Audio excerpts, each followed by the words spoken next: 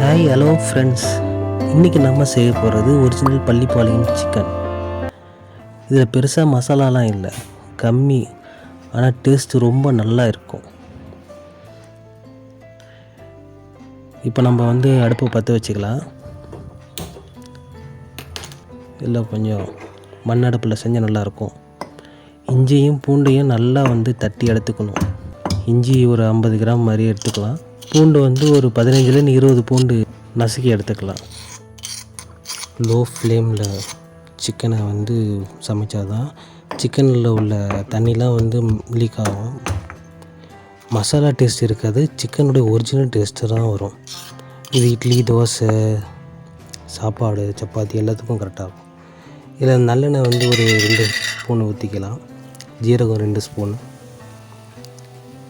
பட்டை மிளகாய், அதான் காஞ்ச மிளகாய் இருக்குல்ல, அது விதையை எடுத்துகிட்டு அதை போட்டால் நல்லாயிருக்கும். நல்லெண்ணெய் எந்த அளவுக்கு ஊற்றுறோமோ அந்தளவுக்கு டேஸ்ட்டு வரும். நம்ம பூண்டு இஞ்சி போட்டு நல்லா இந்த கோல்டு கலரில் வர மாதிரி நம்ம வதக்கி எடுத்துக்கணும். இதில் ஒரு 1/4 கிலோ மாதிரி சின்ன வெங்காயத்தை போட்டால் தான் அதெல்லாம் டேஸ்ட் அதிகமாக வரும்.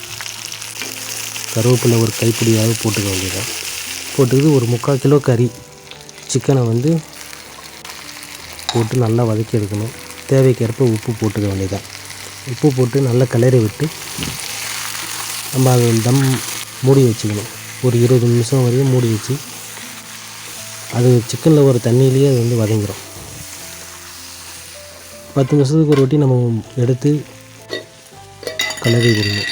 கிளறி விட்டப்போ கொஞ்சம் பெப்பர் தூள், கொஞ்சம் தேங்காய் துருவல் போட்டுக்கிட்டு எடுத்துகிட்டு ரெடி பண்ணி சாப்பிட்டா சூப்பராக இருக்கும்.